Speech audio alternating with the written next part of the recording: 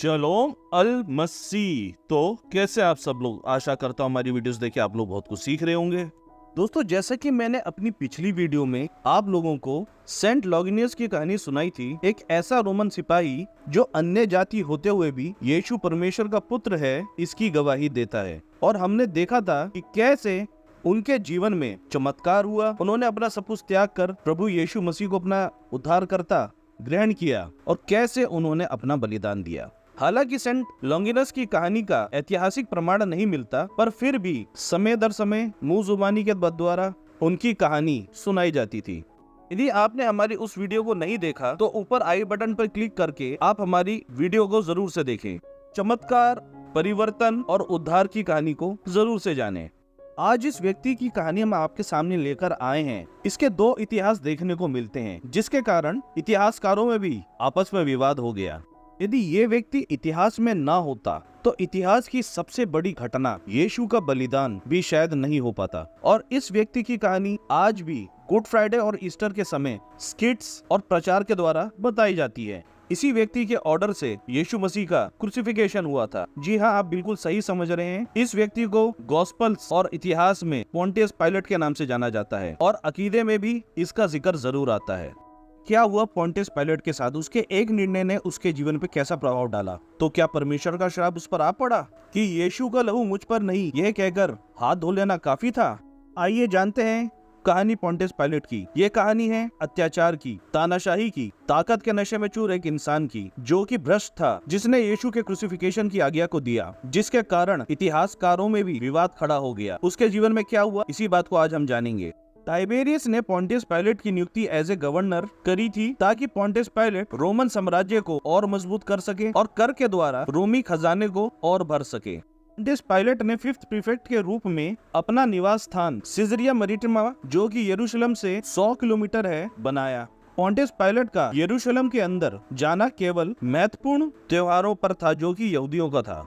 एक प्रीफेक्ट यानी गवर्नर के रूप में पोंटियस पायलट का कर्तव्य था कि लॉ एंड ऑर्डर मेंटेन रहे और साथ ही न्याय व्यवस्था और टैक्स कलेक्शन को मेंटेन करे। एक गवर्नर के रूप में पोंटियस पायलट के पास ये भी अधिकार था कि वे मृत्यु दंड दे सकता था, जो कि गॉस्पेल्स के अनुसार यीशु के साथ भी हुआ था। सामर्थ्य उसको न्याय व्यवस्था को मेंटेन करने के लिए दी गई थी, धार्मिक या राजनैतिक दो को निपटाने के लिए, ताकि किसी भी कारण से कोई भी आवाज रोमई साम्राज्य के खिलाफ ना उठ सके। शुरुआती समय में नए गवर्नर ने थोड़ी दयालुता दिखाई, परंतु यरूशलेम के अंदर राजा टाइबेरियस के विरोध में यहूदियों को देखकर पोंटियस पायलट का क्रोध भड़क गया।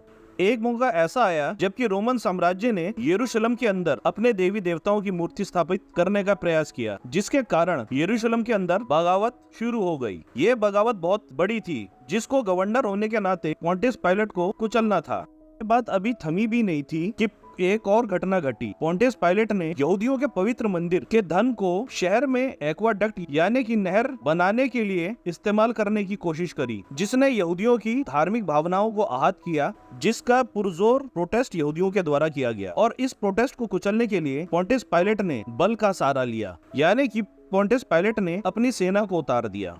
पोंटियस पायलट के शासन काल के अंदर पोंटियस पायलट और आम जनता के बीच में लोकल टेंशन बढ़ती रही, जिसकी समय समय पर शिकायतें रोम के बड़े अधिकारियों तक भी पहुंचती थी। परंतु राजनीति, भ्रष्टाचार के कारण पोंटियस पायलट का शासन टिका हुआ था। पोंटियस पायलट एक ऐसा गवर्नर था जिसको पावर का मतलब नहीं पता था। उसके हिसाब से पावर का मतलब तानाशाही थी।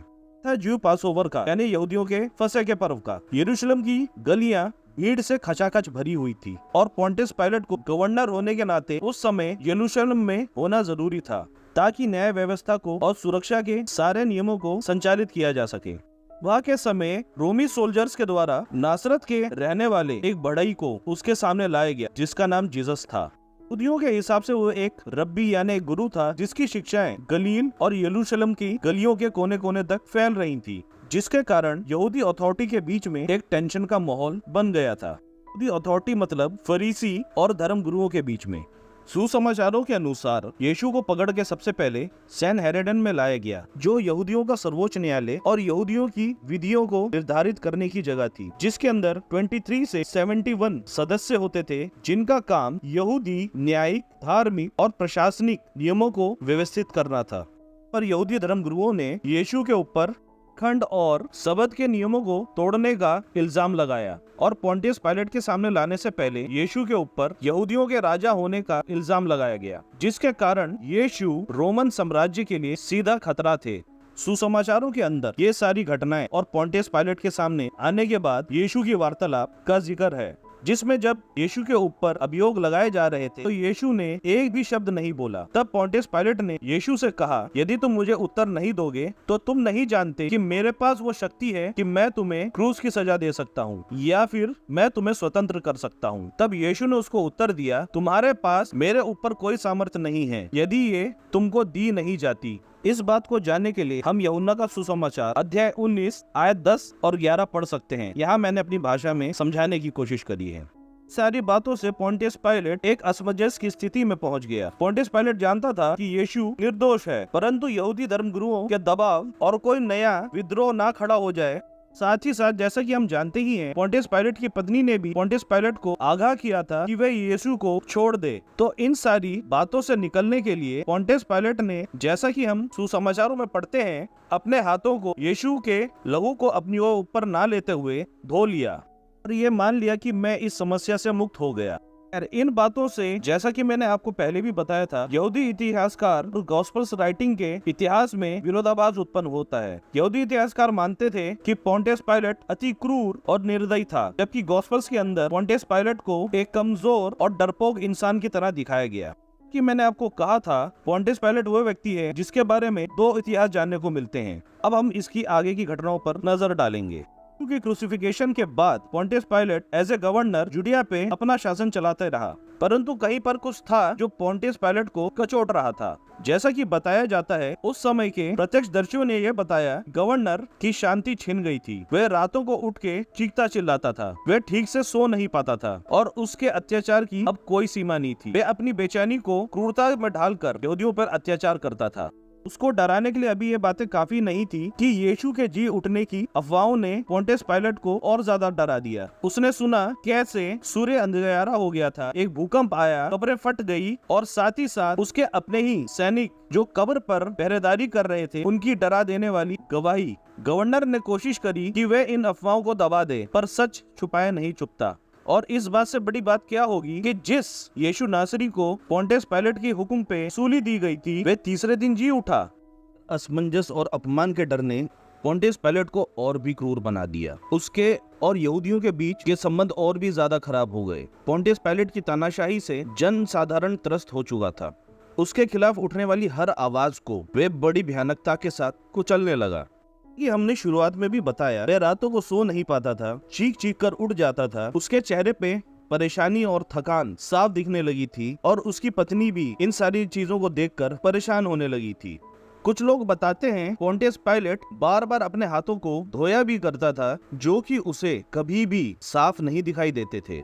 धीरे धीरे पोंटियस पायलट ने अपने आप को अपनी पत्नी से और अपने लोगों से भी अलग करना शुरू कर दिया। वह अपने आप को कमरे में बंद कर लेता और कुछ बड़बड़ाता रहता। इसी के साथ साथ राजा टाइबेरियस के पास पोंटियस पायलट की शिकायतें भी पहुंचने लगी। यीशु के क्रूसिफिकेशन के 3 साल के बाद जुडिया की सिचुएशन और भी ज्यादा गंभीर हो गई।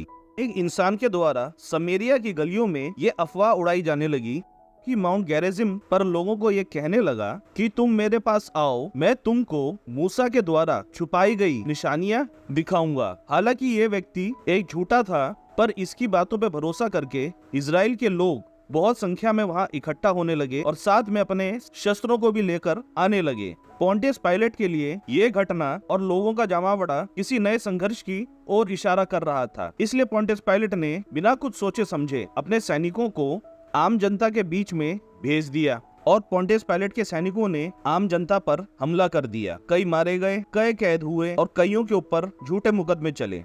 इस बात ने रोमन सरकार को भी हिलाकर रख दिया। इस नरसंहार की कहानी रोम के बड़ी अधिकारियों तक भी पहुंची। 36 साल की उम्र में पोंटियस पायलट को जुडिया के गवर्नर के पद से हटा दिया गया और उसको वापस रोम बुला लिया गया ताकि वह राजा के सामने हाजिर हो सके। जुडिया पे 10 साल राज करने के बाद फाइनली पोंटियस पायलट को गवर्नर के पद से हटा दिया गया। जिन अधिकारियों ने पोंटियस पायलट को ये मैसेज पहुंचाया था, जब उन्होंने पोंटियस पायलट को देखा तो वे उसको देख के दंग रह गए। जिस पोंटियस पायलट को आज से 10 साल पहले जवान, जोशीला और ताकतवर देखा था, वे पोंटियस पायलट डिप्रेस्ड, थका हुआ और उसके चेहरे पे परेशानी साफ देखी जा सकती थी। बिना किसी सवाल जवाब के पोंटियस पायलट ने भी अपने पद से इस्तीफा दे दिया और रोम की तरफ जाने की तैयारी करने लगा। पोंटियस पायलट को पद से हटा देने की खबर पूरे जूडिया में आग की तरह फैली। बहुत से लोगों ने इसे एक त्योहार की तरह मनाया और ये बात उस समय के मसीहों तक भी पहुंची, जिन्होंने ये माना कि ये परमेश्वर का न्याय है। 37 की एज में पोंटियस पायलट ने अपना सफर रोम की ओर शुरू किया। जब पोंटियस पायलट का काफिला रोम से कुछ ही दूर था और उसका काफिला मेडिटेरियन सी से होकर गुजर रहा था, इस समय काफी था पोंटियस पायलट को अपने विषय में सोचने का, जो उसने जूडिया पर राज्य किया, अन्याय किया और एक निर्दोष व्यक्ति को उसने सूली की सजा दी। पोंटियस पायलट का शिप ऑस्ट्रिया पहुंचा, जो कि रोम से कुछ ही दूरी पर था, तो पोंटियस पायलट के पास एक खबर पहुंची, एम्परर टाइबेरियस की मृत्यु 16 मार्च को हो चुकी है और नया राजा कैलिगुला सत्ता में आया है। कुछ रोमन इतिहासकारों के अनुसार जब पोंटियस पायलट को ये पता चला कि कैलिगुला सत्ता में आया है, तो इससे पोंटियस पायलट बहुत दुखी हुआ और उसने अपना जीवन समाप्त कर लिया। और कुछ इतिहासकार ये मानते हैं कि पोंटियस पायलट आज के फ्रांस में आखिरी समय तक रुका और शर्म और जिल्लत की जिंदगी जी। और कुछ इतिहासकारों का मानना है कि नए राजा को पोंटियस पायलट में कोई भी इंटरेस्ट नहीं था। उसके लिए ये एक फेल और एक बेकार गवर्नर था, इसलिए राजा ने उसकी सुधि नहीं ली। अब पोंटियस पायलट के साथियों ने भी उससे मुंह मोड़ लिया। जो कल तक पोंटियस पायलट के साथ थे, वे भी उसको छोड़ चुके थे और साथ ही साथ उसकी पत्नी ने भी पोंटियस पायलट को छोड़ दिया और वे रोम में बस गई। महीनों तक पोंटियस पायलट रोम की गलियों में दर दर भटकता रहा। अब कोई नहीं जानता था कि पोंटियस पायलट कौन है। फाइनली पोंटियस पायलट के पास ये खबर पहुंची कि किसी भी हालत में उसको उसका गवर्नर का पद नहीं दिया जाएगा, उसके बारे में कोई भी बात नहीं की जाएगी और उसको रोमन प्रशासन के एक अफसर के रूप में नहीं जाना जाएगा। कुल मिला के हम ये कह सकते हैं, पोंटियस पायलट का उसी की सरकार ने बायकॉट कर दिया। अब पोंटियस पायलट एक साधारण मनुष्य के अलावा कुछ नहीं था, तो रोम की गलियों में दर दर भटकता था। पोंटियस पायलट ने रोम की एक नदी के किनारे एक झोपड़ी में अपना आश्रय लिया, जहां पर वे अपनी शर्मिंदगी, अपने गलत डिसीजन और अकेलेपन के साथ अपना जीवन बिताने को मजबूर था। अब पोंटियस पायलट के पास ना तो ग्लोरी थी, ना ही नौकर चाकर उसके एक इशारे पर काम करने को तैयार रहते थे, ना उसके पास उसकी पत्नी का ही साथ था और ना ही उसके पास अब कोई दोस्त बचा था। अब वह एक बूढ़े व्यक्ति की तरह दिखने लगा था। समय के साथ साथ पोंटियस पायलट का स्वास्थ्य भी गिरने लगा। पोंटियस पायलट के कर्म एक भूत की तरह उसको रातों में डराते थे और साथ ही साथ यदि कोई यात्री जूडिया से रोम की ओर गुजरता था, इससे पोंटियस पायलट को यह भी पता चलता था किस तरीके से जूडिया में मसीही लोग मल्टीप्लाई हो रहे हैं। एक दिन एक ज्यू मर्चेंट रोम से होकर गुजर रहा था, जिसने पोंटियस पायलट को पहचान लिया। उससे बातों में पोंटियस पायलट को यह पता चला कि किस तरीके से यीशु के चेले चमत्कार दिखाते हैं, उसके लोग बढ़ते जाते हैं और किस तरह से यीशु पे विश्वास करने वाले अपनी अपनी संपत्ति को बेचकर गरीबों की मदद करते हैं। और उस यात्री ने यह भी बताया कि किस तरीके से मसीही लोग पोंटियस पायलट को अपनी प्रार्थनाओं में याद भी करते हैं, उसे श्राप देने के लिए नहीं। इन बातों को जानकर उस रात पोंटियस पायलट सो नहीं सका। एक दिन की बात है, उसका एक भूतपूर्व सेंचुरियन पोंटियस पायलट से मिलने आया। ये सेंचुरियन एक समय पर पोंटियस पायलट के अधीन में काम किया करता था। सेंचुरियन ने अफवाहें सुनी थी कि पोंटियस पायलट एक नदी के किनारे गुमनामी की जिंदगी व्यतीत कर रहा है, इसलिए वे पोंटियस पायलट को ढूंढता हुआ उसके पास आया। इस मुलाकात ने पोंटियस पायलट को एक बार फिर अतीत में धकेल दिया, जिस समय पर पोंटियस पायलट की हुक्म ही न्याय हुआ करता था और उसके एक हुक्म पर उसके सैनिक किसी को भी जिंदगी और मृत्यु के घाट पहुंचा सकते थे बिना किसी सवाल जवाब के। उस सेंचुरियन ने पोंटियस पायलट को एक खबर दी कि यीशु के सेवकाई के समय पे किस तरीके से जूडिया में चमत्कार हुआ करते थे। इन कहानियों को गवर्नर ने कभी भी डिटेल में नहीं सुना था कि अंधे देखते हैं, लंगड़े चलते हैं, गूंगे बोलते हैं, मुर्दे जी उठते हैं, वगैरह वगैरह। उस सेंचुरियन ने बताया कि मैंने उस मसीहा को मरते हुए देखा बा, मैंने उस मसीहा को आखिरी सांस लेते हुए भी देखा, मैंने ये भी देखा कि किस प्रकार से एक सैनिक ने उसकी पसली को बेधा था। इन चीजों से कोई भी नहीं बच सकता था। पर 3 दिन के बाद जब हम लोग उसकी कब्र की पहरेदारी कर रहे थे, उस रात कुछ हुआ। एक तेज चमकती हुई रोशनी उतर आई, उसके बाद हमने कब्र को खाली देखा। इन सारी बातों को पोंटियस पायलट ने बड़ी गंभीरता से सुना, क्योंकि उसका मानना था कि यीशु के चेलों ने उसकी देह को चुरा लिया था। ये सारी बातें सुनकर पोंटियस पायलट ने अपने सेंचुरियन से पूछा, इन सारी बातों को लेकर तुम क्या सोचते हो? सेंचुरियन ने बोला कि मुझको लगता है कि उस दिन सूली पर हमने केवल बढ़ई को ही नहीं, पर अपितु हमने किसी ऐसे को जो हमारी सोच और कल्पनाओं से परे था, उसको चढ़ाया था। सेंचुरियन के चले जाने के बाद पोंटियस पायलट उन सारी यादों में खो गया, उन घटनाओं में खो गया जो अतीत में घटी थी। पोंटियस पायलट ने इन सभी चीजों को कागज पे उतारना शुरू किया, और दुख की बात यह थी कि पोंटियस पायलट अपनी की गई यातनाओं को और उस मसीहा को सही से नहीं समझ पाया, और बाद में उसने अपनी सभी लिखी हुई दस्तावेज को अपने ही हाथों से फाड़ दिया। में ऐसे ही बीतता रहा। पोंटियस पायलट अब बूढ़ा हो चुका था, अब उसको कोई भी ढंग से पहचानता नहीं था। एक दिन पोंटियस पायलट अपने घर की ओर जा रहा था, तो रास्ते में उसको एक और बूढ़ा व्यक्ति दिखा जो उसे शायद पहचानने की कोशिश कर रहा था। बात ऐसी ही आई गई हो गई। कुछ दिनों के बाद बूढ़ा व्यक्ति पोंटियस पायलट के पास आया और उसने पोंटियस पायलट को उसके नाम से संबोधित किया। पोंटियस पायलट ने उसे गौर से देखा और उसे पहचान लिया कि ये व्यक्ति और कोई नहीं निकोदेमस था, जिसने एक समय पे पोंटियस पायलट से यीशु की देह को मांगा था।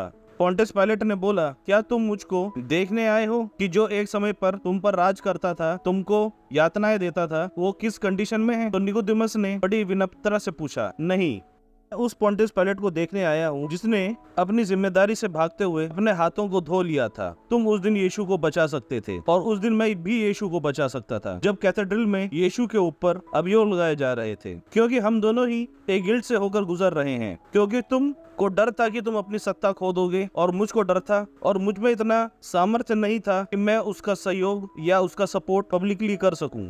निकोदेमस ने यीशु के बारे में पोंटियस पायलट को बताया, उसकी शिक्षाओं के बारे में पोंटियस पायलट को बताया, उसके चमत्कारों के बारे में बताया, और यीशु के रिजरेक्शन के बारे में पोंटियस पायलट को बताया। और अब यीशु के चेले जो चमत्कार करते हैं, जो सुसमाचार बांटते हैं, और यहाँ तक कि पोंटियस पायलट के लिए भी प्रार्थना करते हैं। निकोदेमस ने पोंटियस पायलट को बताया, यीशु ने क्रूस पर अपने सभी सताने वालों के लिए माफी मांगी। और जहाँ तक पोंटियस पायलट की बात है, निकोदेमस को लगता है कि यीशु ने पोंटियस पायलट को भी क्षमा कर दिया। ये सारी बातें पोंटियस पायलट के हृदय में उतरती चली गयी, और पहली बार पोंटियस पायलट को शांति का अनुभव हुआ। निकोदेमस ने जाते समय पोंटियस पायलट को कुछ स्क्रॉल्स, जिनको आज में हम गॉस्पेल्स के नाम से जानते हैं, वो दिए। निकोदेमस ने बड़ी शांति से पोंटियस पायलट को बोला, इन्हें पढ़ो, तुम सच्चाई को समझ पाओगे। पायलट ने उन स्क्रॉल्स को बड़ी धैर्य और विनम्रता के साथ पढ़ा, और अंत में वह इस नतीजे पे पहुंचा कि यीशु कोई आम यहूदी या कोई बड़ा ही नहीं था, तो सच में यीशु परमेश्वर का पुत्र था, जो दुनिया पे राज करने नहीं, अपितु जिसका राज्य अनंत है वो था। पोंटियस पायलट ने गॉस्पेल्स में पढ़ा कि गॉस्पेल्स में कहा गया है कि ऐ बोझ से दबे लोगों, मेरे पास आओ, मैं तुम्हें शांति दूंगा। एग्जाइल के 9 सालों के बाद पोंटियस पायलट अब एक अलग व्यक्ति हो चुका था। अब वह उन सपनों से डरता नहीं था, अब वो रातों को चीख कर नहीं उठता था, उसको शांति का एहसास हो चुका था। फिर पोंटियस पायलट ने कुछ पत्रों को लिखा, जो पत्र अपनी मंजिल तक पहुंचे और कुछ पत्र रास्ते में ही खो गए। उन पत्रों का एक सैंपल मैं आपके सामने भी लगा रहा हूँ। ये 9th और 10th सेंचुरी के पोंटियस पायलट के पत्रों की कॉपीज ऑफ कॉपीज की नकल है। पत्रों के अंदर पोंटियस पायलट ने अपनी गलतियों को माना, अपनी न्याय व्यवस्था में कमियों को माना, उस दिन जब उसने यीशु के ऊपर क्रूसिफिकेशन की आज्ञा को दी थी, उसको भी माना। अब पोंटियस पायलट अपने पत्रों के अंदर अपने आप को जस्टिफाई नहीं किया था। पहली बार पोंटियस पायलट ने पूरी तरीके से अपने पत्रों के अंदर अपने आप को जिम्मेदार माना था अपनी गलतियों के लिए।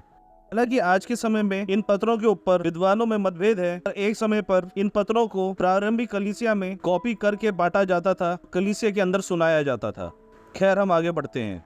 पोंटियस पायलट को काफी समय के बाद उसके एक पत्र का रिस्पांस मिलता है, जिसका उम्मीद खुद पोंटियस पायलट ने नहीं की थी। क्लोडिया प्रेकुला, जो पोंटियस पायलट की पत्नी थी, उसने उसको उसके पत्र का उत्तर दिया, जिसमें उसने बताया कि वो खुद भी अब क्रिश्चियंस के साथ है और मसीह पर विश्वास करती है।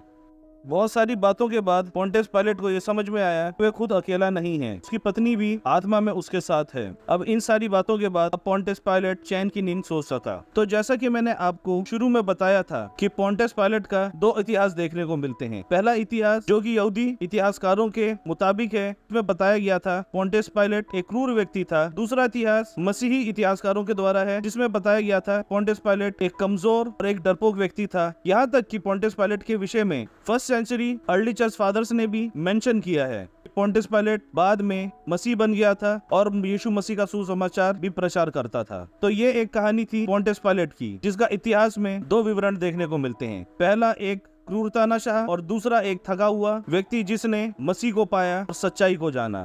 इसके विषय में अर्ली चर्च फादर्स भी लिखते हैं। तो मैं आशा करता हूँ आज की कहानी आपको प्रेरणा दी होगी और एक महत्वपूर्ण किरदार के बारे में आपने फिर कुछ नया जाना होगा, और उम्मीद करता हूँ आज की वीडियो से आपने आशीष पाई होगी। तो अंत में मैं आप लोग को कहना चाहता हूँ, अच्छी वीडियो आपको पसंद आई है तो वीडियो को लाइक करें, ज्यादा से ज्यादा अपने विश्वासी बहनों और भाई में वीडियो को शेयर करें। यदि आप हमारे चैनल पर नए हैं तो चैनल को सब्सक्राइब करना ना भूलें और हर नई वीडियो की नोटिफिकेशन पाने के लिए बेल आइकन दबाना ना भूलें। फिर मिलेंगे किसी और नई वीडियो में। प्रभु आपको आशीष दे। धन्यवाद।